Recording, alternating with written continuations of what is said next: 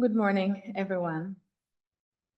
So this is a very difficult morning, but I couldn't think of any better or more urgent way to spend it than being here with you and considering together pathways to stop the current violence and to protect people and ecosystems in the Middle East. Today, October 7, marks a full year since the horrific violence unleashed by Hamas on men, women, and children in Israel. Foreign workers, elderly, young children, entire families slaughtered or kidnapped to the tunnels of Gaza, with over 100 people still being captive.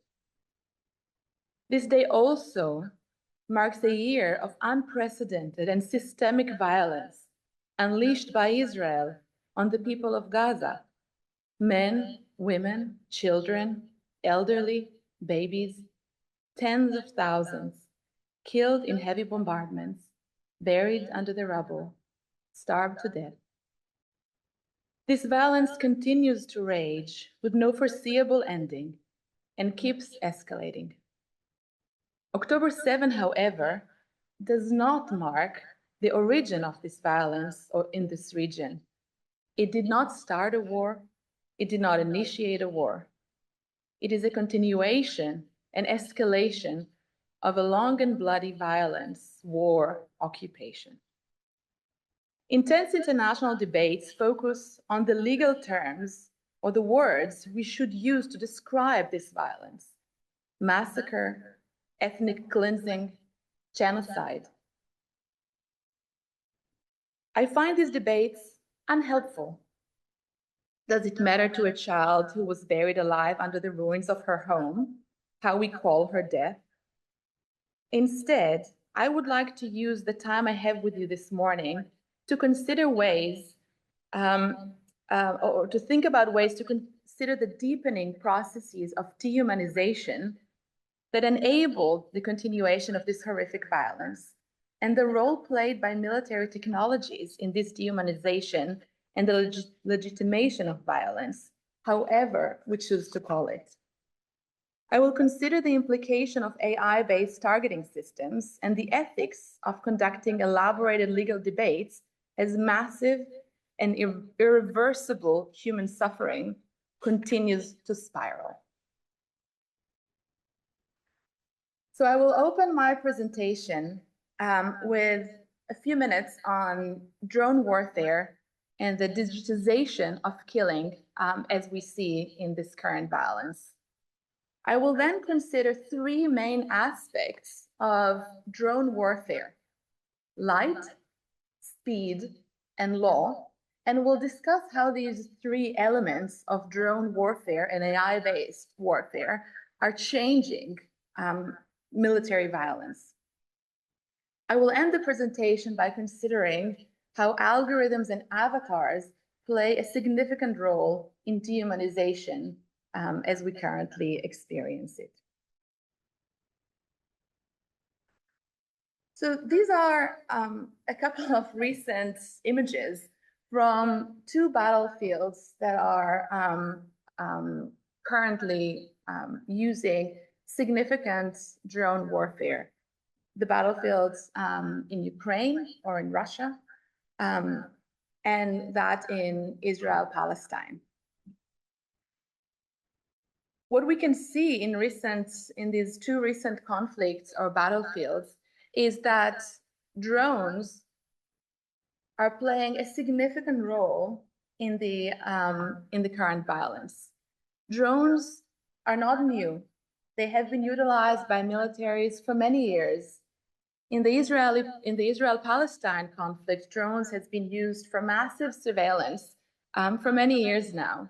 But I think the innovation, or kind of, it's difficult, I think, for me to use the word innovation in that particular context, but the new utilization that we see in this war is the way that we combine both visual lenses, the lenses of drones, together with AI-based algorithms and systems in order to enable massive bombardments and targeting. And what I want to do is to use that, the limited information that we have about how these technical systems used in those two battlefields to consider how they change existing violence and to consider the role that they play in war. And in particular, I will consider the type of decision-making that is now being made algorithmic or computized. I will consider the type of ethics that goes into these processes of making determinations of who and how and when to conduct killing. And I will particularly consider the way that this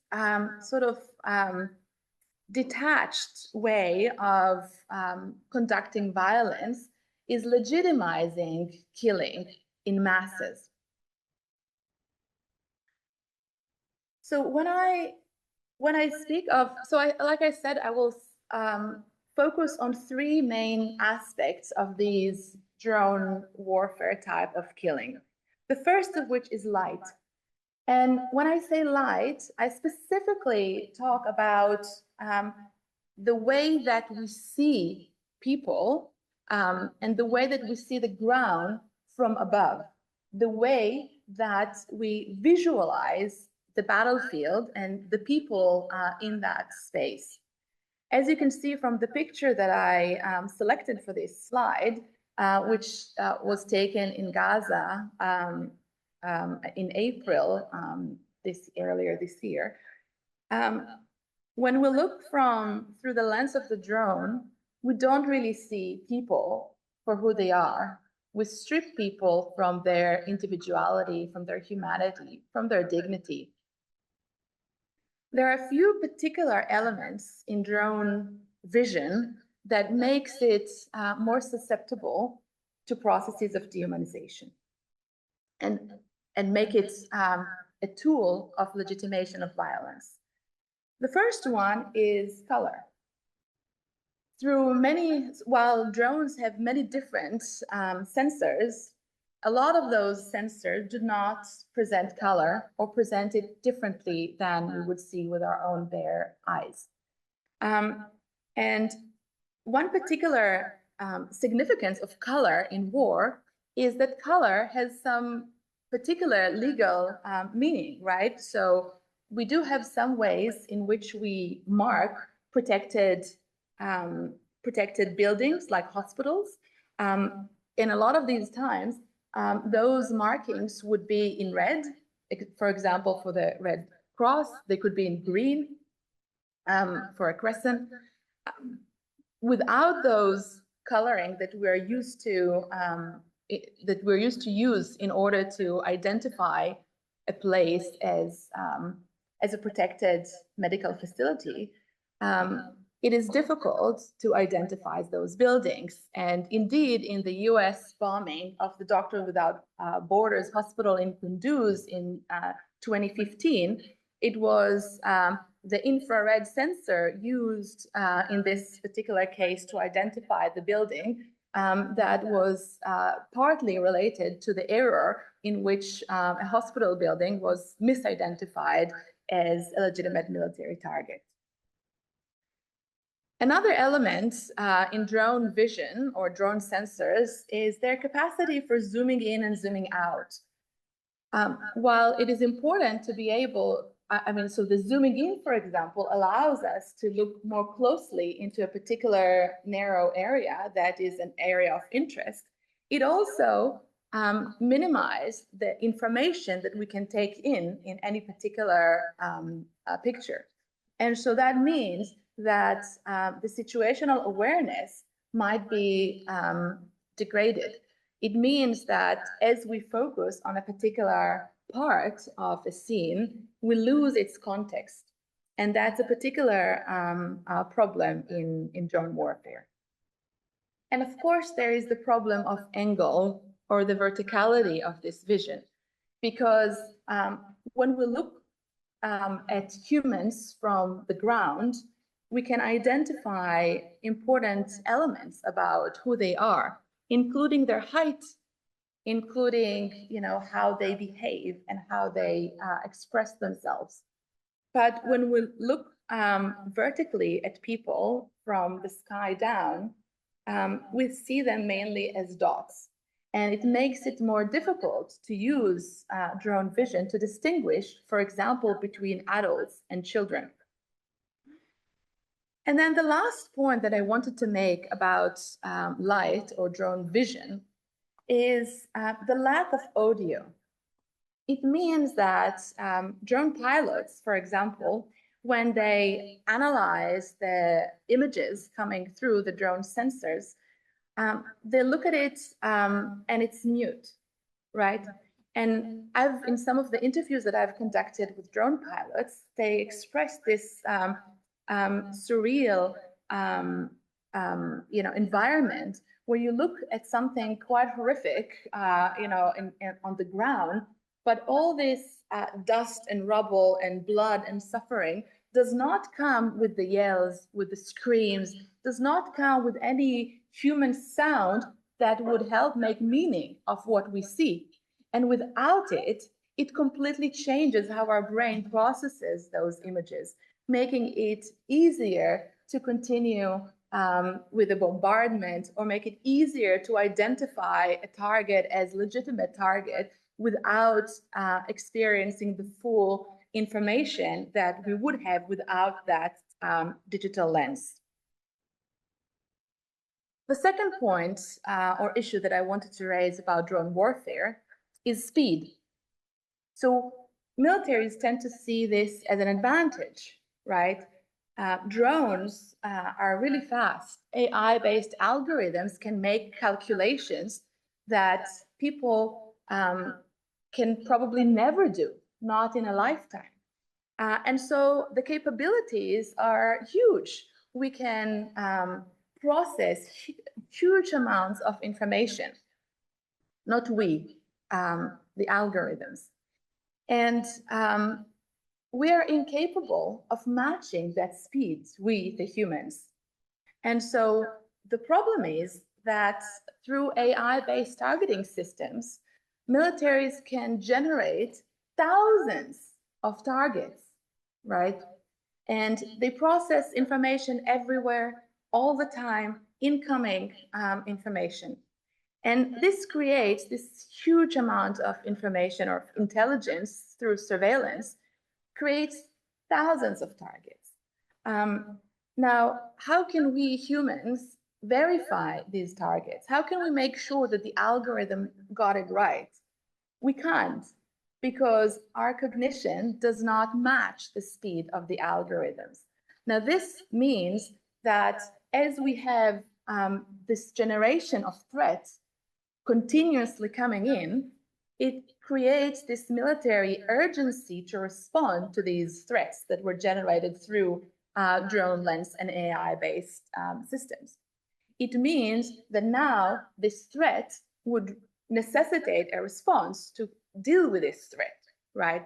And because we don't have much time, we militaries don't have much time to verify or to react to every single one of those thousands of threats now generated through AI-based targeting systems, the response then becomes disproportionate. The response then becomes less calculated, because it is so much calculated that we simply cannot deal with every one of those. I've actually done some interviews with intelligence analysts that shared with me their concern about what this does to the quality of intelligence work, right? Because in previous conflicts, intelligence work was looking or kind of more deeply analyzing the whereabouts, the actions, the movements of a high-level target.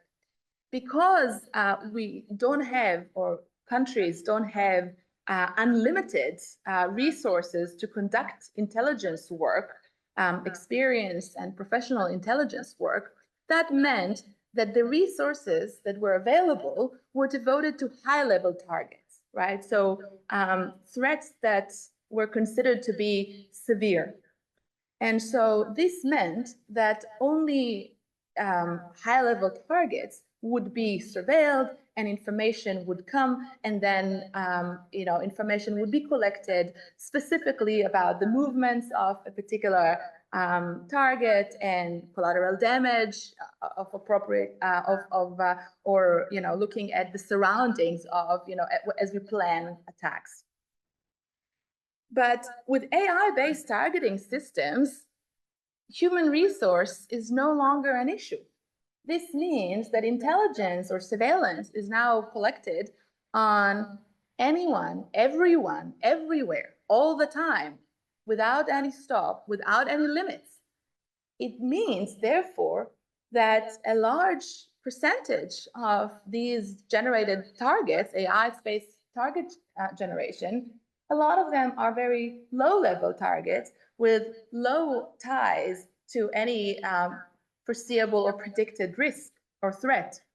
But because it's now out there, and we have swarms of drones that can then follow up on the AI targeting and follow through with an attack, a single human can now command a fleet of 100 drones, 300 drones, 1,000 drones.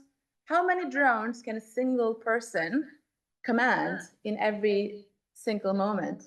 I'll go back to the slide that I opened with, and because perhaps I can say something about some of those images.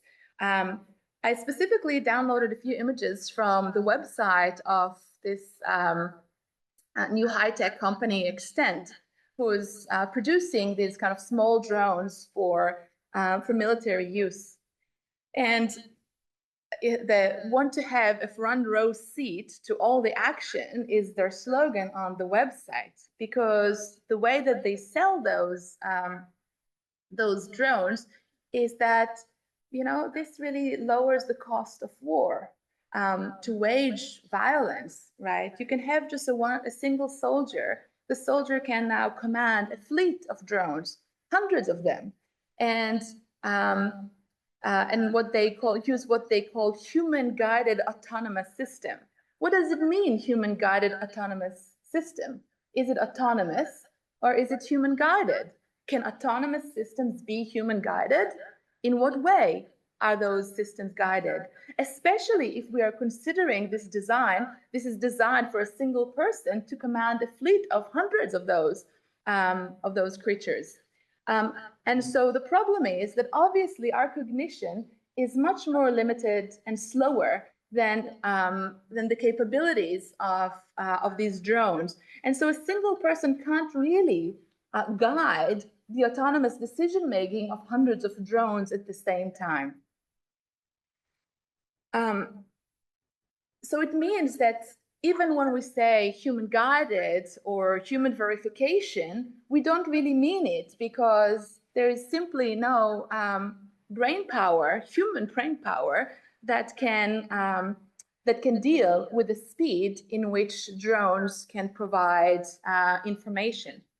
And so as we lag behind those systems and the information that they provide, it makes it harder and harder for humans to actually be involved in any of those decision-making, and mostly are just allowing these systems to do what they were trained to do, which is to collect information, which is to support military operation, which is to kill, depending on the context and the mission. The third point that I wanted to touch on today is law. How is law relating to all of that?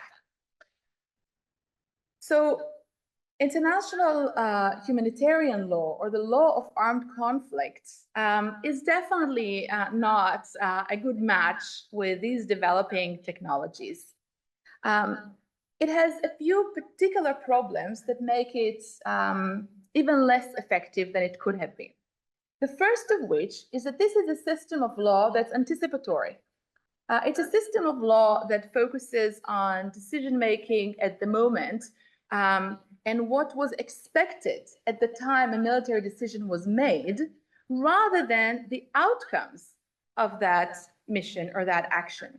So it doesn't really matter if a drone attack killed 1,000 people at a school. What mattered for the international humanitarian law, from the international humanitarian law perspective, is what did the person who launched this attack thought it would be at the time they made this decision. It looks at their intentions. So if a particular soldiers were thinking, oh, there is a high-level terrorist in that building, because an AI-generated targeting system provided that information, there was no time to verify how many other people are in this area. For example, from the sky, they all look like ants anyway. And so an attack was carried on or approved by a human. From a legal perspective, the international humanitarian law perspective, that is a lawful operation, or at least this is not necessarily a lawful operation, but the person making the decision is not criminally liable for it, because when we analyze this from an individual responsibility type of analysis, it means that we have to look at what they thought at the time rather than what happened in reality. These rules are also quite vague, because the principle of proportionality, for example, requires that an attack would cause damage or collateral damage that must be proportionate to the anticipated military gain from this action. But again, this is anticipatory, right? What we think or the information that we have when we launch the attack. It also doesn't provide us numbers. So how many children is it proportionate to kill in order to target a high-level terrorist? How many? There is no answer in law to that question. And I've seen a lot of debates recently arguing that, for example, the IDF changed its proportionality analysis, kind of making it higher. So now it's okay to kill 20 civilians as collateral damage for each high-level target or low-level target. I'm not 100% sure. This is not information that was released by the IDF. But does it matter? What does it even mean? Was it okay before, when it was, let's say, 8 people per target? Was it okay to kill 5 people per target? Is it okay, perhaps, to kill 100 people per target? I don't know. The law is completely vague about this. And we don't really have much information on how to make this calculation, because ethically, no one wants to be the one who says, how many children we can kill, and that would be a lawful collateral damage. So the problem is really the whole concept of collateral damage. Collateral damage are people that are killed lawfully as a side effect of another intentional target. And this is really a principle that is considered an international humanitarian law principle, but is a principle that legitimates killing of innocent people. And so the problem is not that the IDF is now changing its calculation of how many people it's okay to kill as collateral damage, but the whole concept of collateral damage is the problem. And the last point that I wanted to say on international humanitarian law, or the law of armed conflict, is that the way we are using digital technologies in order to legitimate killing is a way in which the killing bureaucracy itself is being now vindicated. Because unlike the violence unleashed by Hamas on October 7, which is characterized justly as a terrible, intentional violence against civilians, the violence that is unleashed by drones and AI-based algorithms is characterized as just, as calculated, as necessary, as objective, if the word objective has any meaning anymore. But the way that these that we kind of judge violence in this way, that some violence is considered barbaric, while other violence is considered sophisticated, is really the crux of what I want you to take as the takeaway from my presentation today, because the way that we consider those different horrific types of violence is that one of them is unacceptable and barbaric because of the nature of the violence unleashed, and the other is considered a cleaner type, unintentional type of violence, even though its outcomes are significantly more devastating. And so we look at those types of violence and we don't think about, okay, how many children have been killed, right? We're not looking at how many people are now homeless or starving. We're thinking about exactly what killed them and how we should name that killing.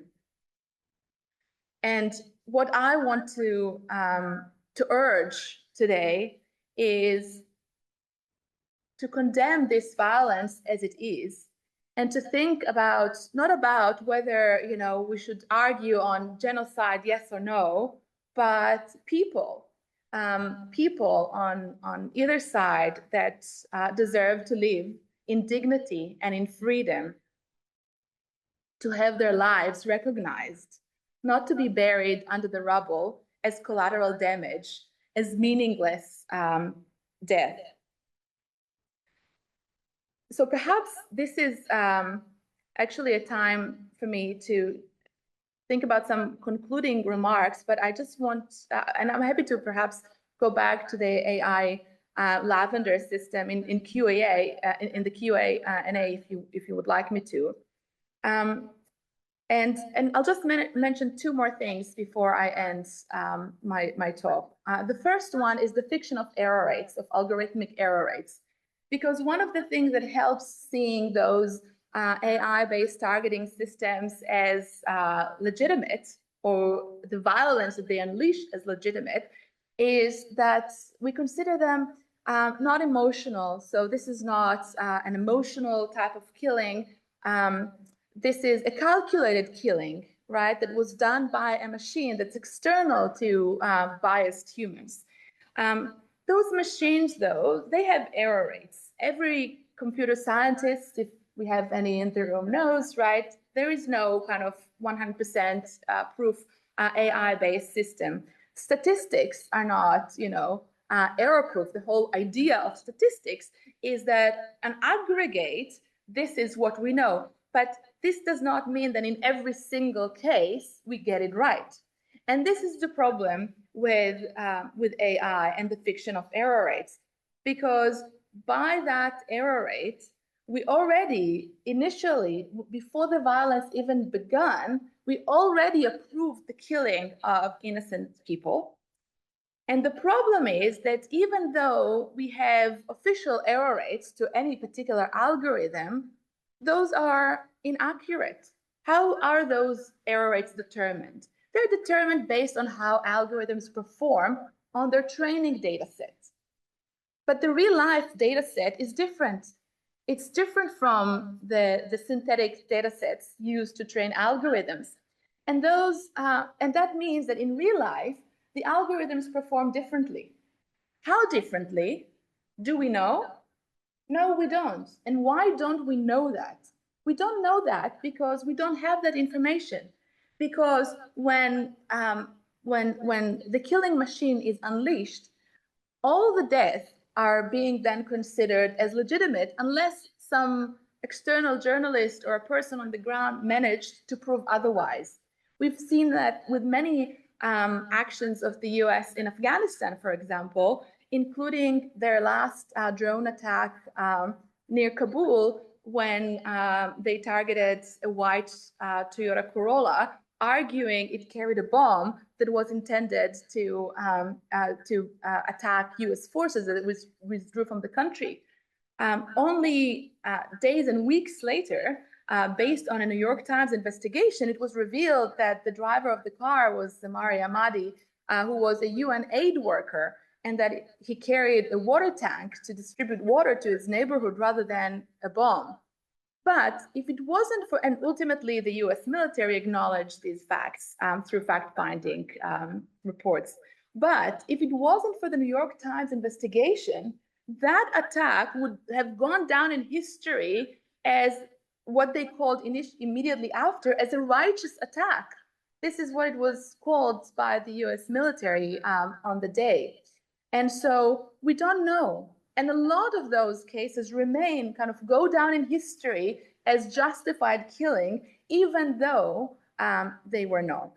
And so error rates in this case are complete fiction because we don't have the real life data sets and analysis to show or to even train the algorithms to do better.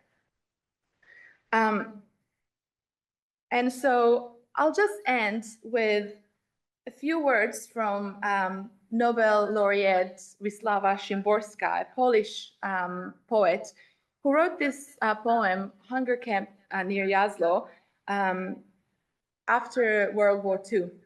And she writes, "Write it, write, in ordinary ink, on ordinary paper.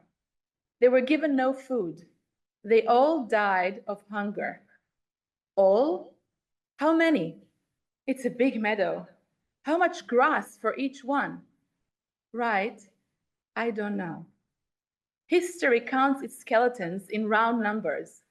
1,001 remains 1,000, as though the one had never existed. An imaginary embryo, an empty cradle, an ABC never read, air that laughs, cries, grows, emptiness running down steps towards the garden, nobody's place in the line." I want to end this presentation and open this conference thinking about people, about the 1,001 person, about each and every person suffering from the violence currently destroying this region.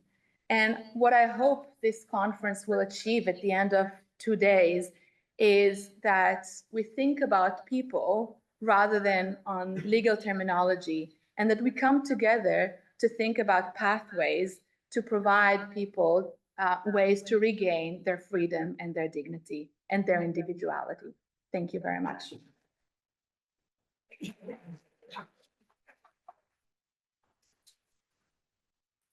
Thanks so much for your really insightful and emotive presentation. Great way to start the conference. If you don't mind, Sure. for some questions. Yeah, of course. I just wasn't sure about Sure. how I'm time. So we have a few minutes for questions. I'm sure there are plenty. Yes, go ahead. Thank you very much. And also, if you don't mind introducing yourself for the group. I'm Benedict Mollage. I'm a PhD student from the ANU. Thank you for your wonderful presentation. I was interested near the end you used the contrast between perhaps barbaric and sophisticated. Does this perhaps raise a much older antithesis between barbaric and civilized, and mechanisms that are rational or perhaps cleaner and sophisticated might be assumed therefore to be part of a civilized action against barbaric violence? Absolutely. So thank you for this question. I actually do have a recent publication where I look at the narrative of international humanitarian law and specifically at the idea of civilized violence, right? And so I think this is an important point that goes back to the origin of international humanitarian law. That was, and part of my claims and my arguments today, for example, about the whole concept of collateral damage, go back to where the time where the Geneva Conventions, for example, were being negotiated. And at that time, there were alternatives on the table. So the idea of collateral damage was not that today we think, well, it has to be, right? Or the idea that we have to judge military actions at the time of the decision making rather than by their outcomes. Those are not kind of natural truth, right? In fact, in the late 40s, during the negotiations, the international negotiations on the Geneva Conventions, countries, especially from the non-aligned movement and third world countries, argued, I think Romania was one of them, Vietnam was another, they argued that military actions should be judged by their outcomes rather than by intentions. And that the whole idea of collateral damage is outrageous because it legitimizes violence. But ultimately, those approaches were not accepted by the Geneva Conventions. And today, we stopped even thinking about what could have been or how international humanitarian law could have regulated violence differently. And we tend to think that the whole idea of proportionality and collateral damage is humanitarian, which is, of course, may I say, uncivilized in the way that I would look at it. But obviously, I wouldn't say uncivilized because the whole concept of civilized versus not civilized, right, is a deeply colonial term that hopefully none of us would use unless we are describing our flawed history. Question here. Okay. William Mayer from the Australian. The point that you've just made triggered a reflection in my mind, which has been sitting at the back for many, many years, which is the way in which the sort of Thomas approach to just war seems to have squeezed out of any discussion in this context other ethical theories that might be used, which might be consequentialist or different forms of deontology. And in many other areas of policy which come up for discussion, there's a very lively meta-ethical debate about which kind of ethical approach most usefully will illuminate the nature of the problems which are thrown up by particular circumstances. That seems to have disappeared when we're talking about armed conflict because of the way in which the just war tradition then fed into a legal framework. It's just struck me that time and again, people go straight back to just war theory as if that's the only theory that can potentially be relevant to making an ethical assessment of conduct in a particular situation, which most, I think, ethicists would challenge fairly strongly. I think this is a very important point. And in fact, these are some of the discussions that we're having now. So I recently established a new research center here at Deakin, the Center for Lawyers Protection, together with my colleague Patrick Emerton, who is an ethicist and a legal philosopher. And some of the things we are doing together in the center, Patrick coming from legal philosophy and me coming from a more international law type of work, is bringing those different approaches together. And I think what happened in recent years in international humanitarian law is even a disconnect with the just war theory itself, right? So there is currently a separation between legality and morality or ethics. And we're no longer even troubled by ethical questions as long as it's legal, which is why I wanted to open my remarks this morning denouncing these whole debates on, is this genocide, is this not, right? While people are dying and, we are kind of sitting on their bodies and arguing whether this is legal or not, or how should a particular article of the Geneva Convention be interpreted in those particular situations, right?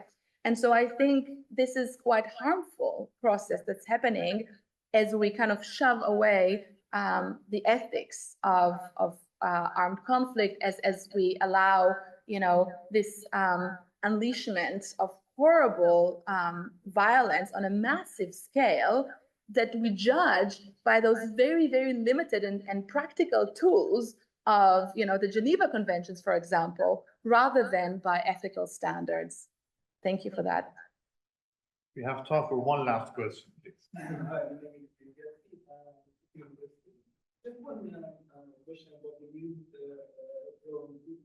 are they done at university or just the functionality that can be some?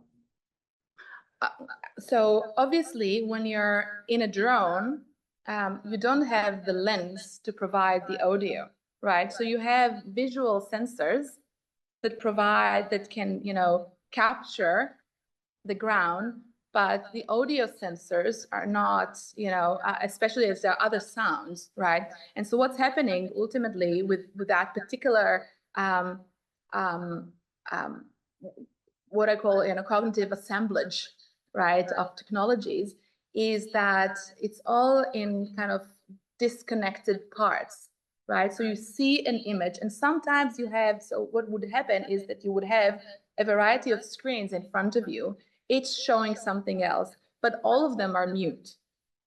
Sometimes you can have some audio from the ground, but it would be detached from the information coming from the sensor. It depends on what type of surveillance technologies you have and in the particular, situation you're in. So sometimes you could have audio. Obviously, a lot of surveillance technologies focus on audio recordings and surveilling, different machines, right? And I haven't even said anything about the pager thing. But maybe we'll have time during coffee or lunch for that. But because this is now all, it's all disorienting, because those are different pieces and bits of reality that are actually not coming back together as a whole picture. They reassemble reality, but creating avatars, which is why I titled this Algorithms and Avatars, because what's happened is through algorithms, we create avatars of people on the ground, but the avatars are not the real people. They are different to them because of the different ways drone sensors and algorithms create or recreate people, the types of information, the bits and pieces that they collect, and the bits and pieces that they ignore, the types of visuals that are outside of the lens, the pieces of audio that are taken from a different scene, the parts of surveillance that are coming from, 2 weeks ago, right? So it all comes together to create a very different picture to the one that people experience in their physical form. Thanks so much. It's fascinating. Thank you.